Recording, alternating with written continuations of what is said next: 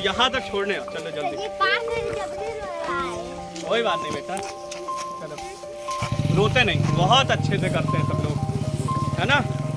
चलो अब तुम लोग जाओ अच्छे से और बहुत अच्छा करना अपने जीवन में। शायद आपने भी ये वायरल वीडियो देखा होगा जिसमें बच्चे अपने टीचर को पकड़ के रोते हुए दिख रहे थे।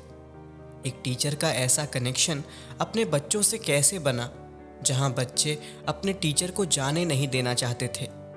ये कनेक्शन कैसे बना, चुनौतियों से बदलाव तक का सफ़र हम जानेंगे खुद वायरल टीचर से, मेरा मतलब है शिवेंद्र सिंह से।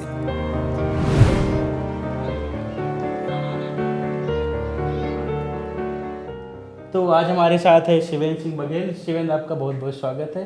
तो जिसने वो वीडियो देखा, मुझे नहीं लगता कि बिना रोए वो नहीं रह गया कि आखिर क्या था आपका बच्चों के साथ, क्या रिश्ता था।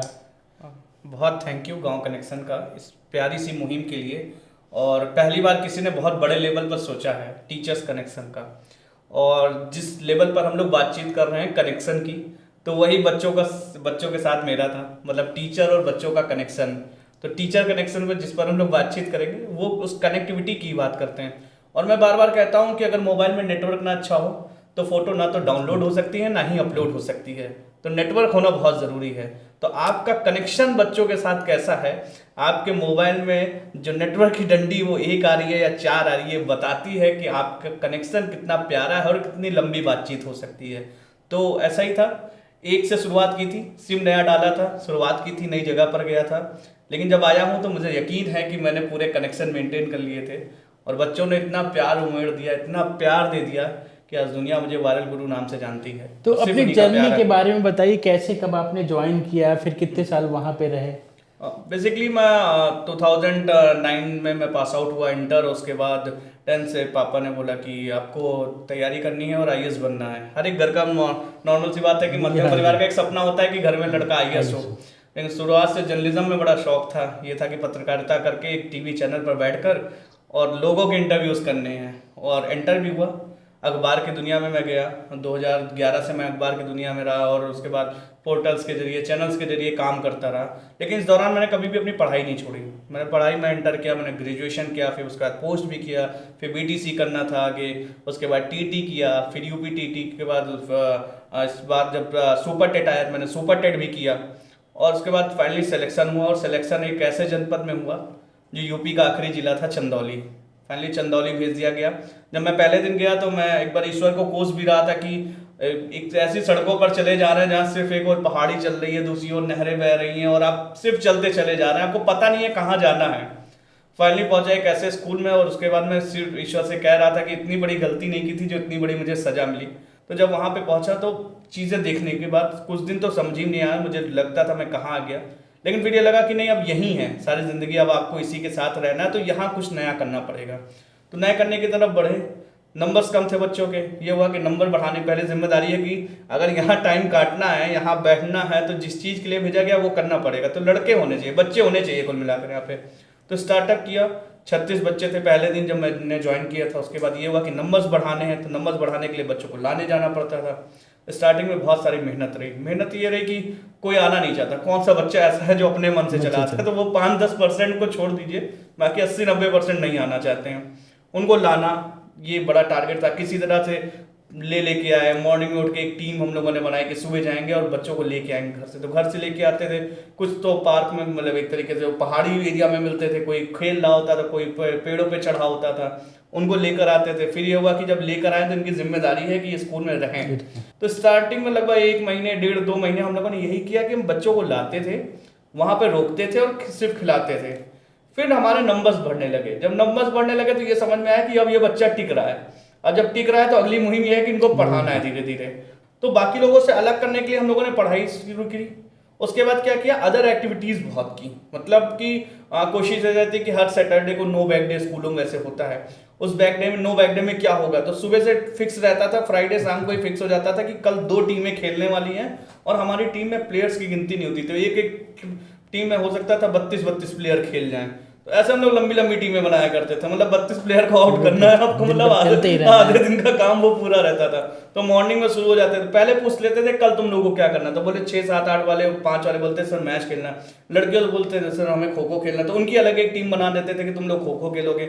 छोटे वाले जो पूछो तुमको नाचना बड़ा मजेदार, तो उनके साथ नाचने वाला एक सिस्टम रखे थे, तो हम लोग मोबाइल से ही अंदर रूम में बजाते थे और उनके साथ नाचते थे जो वो कहते थे, क्योंकि मुझे लगता था कि भाई मंडे टू फ्राइडे तो हमने इनको ले लिया है, भाई इनकी तैयारी है, जो हम कह रहे हैं ये कर रहे हैं, तो एक दिन तो बनता है इनका कि ये जो कहें वो हमें करना चाहिए। तो ऐसे ही हम लोगों ने शुरुआत की और काम करते गए।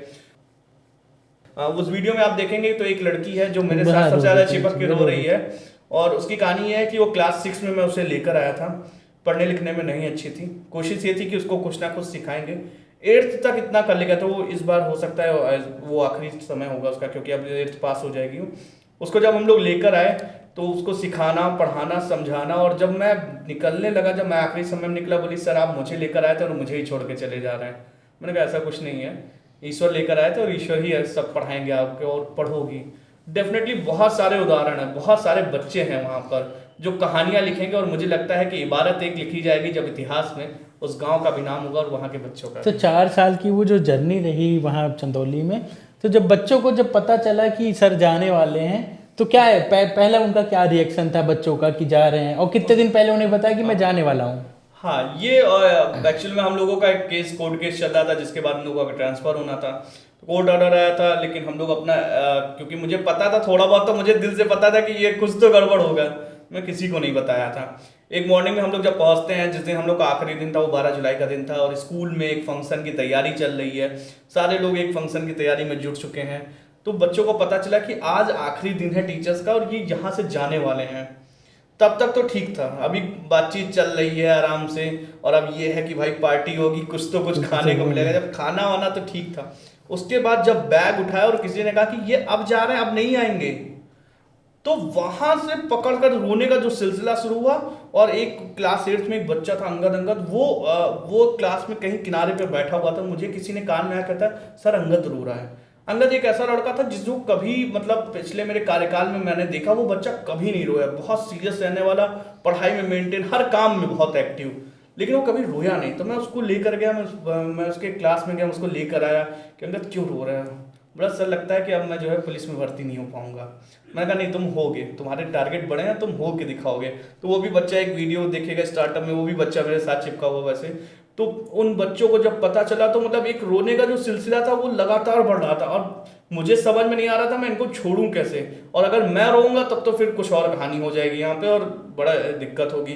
तो मैं हर बार देखिए वीडियो में लगातार वादा कर रहा था कि नहीं मैं आऊँगा, डेफिनेटली मैं आऊँगा, और कोशिश करूंगा कि मैं आप लोगों से मुलाकात करूं, बातचीत करूं, और आज भी उन बच्चों से बातचीत हो जाती। लेकिन वो अब जो सिलसिला था सच में नहीं टूटने वाला, बहुत बच्चों ने प्यार दिया है, सिर्फ उनका प्यार, और मैं मानता हूं कि उन्हीं का आशीर्वाद है, सिर्फ उन्हीं का आशीर्वाद है जो यहाँ इस मुकाम तक लाकर मुझे खड़ा कर दिया है। ये तो हुई आप टीचर हैं, आपके स्टूडेंट के बीच के कनेक्शन का।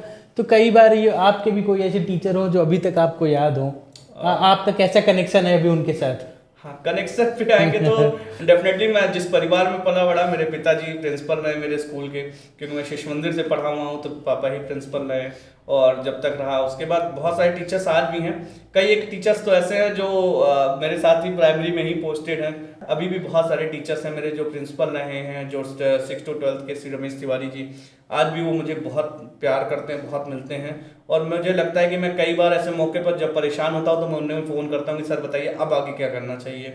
और रोल मॉडल, सब लोग कहते हैं कि रोल मॉडल होना चाहिए, टीचर भी आपके रोल मॉडल होते हैं। ज़रूरी नहीं कि आपको जो बॉलीवुड या हॉलीवुड के इंडस्ट्री में लोग दिख रहे हैं वो आपको पॉलिटिकल इंडस्ट्रीज में दिख रहे हैं, नहीं, आपके टीचर भी आपके रोल मॉडल होते हैं। मैं बताता हूँ हम लोग करते क्या थे, मुझे बहुत अच्छे से वाक्य याद है कि मैंने अपने स्कूलों में बच्चों के नाम रखे थे, मैंने एक साथ जिक्र भी किया था कि मैं किसी को प्रधान जी कहता था, कभी किसी को उपप्रधान कहता था, आइए प्रधान जी बताइए क्या हाल चाल है। तो जब ये कह देता था सर बताएं मेरी बहन की शादी ऐसी ऐसी तैयारियां चल रही, तो बोलते सर बताइए हमको तो निमंत्रण ही नहीं दिए, तो तब भाई प्रधान जी इनको भी बुला लो, चुनाव ना हो तो आगे लड़ना ही है। तो अच्छा, तो ये होने से होता है क्या था, अच्छा ठीक है भाई तुम भी आ जाना।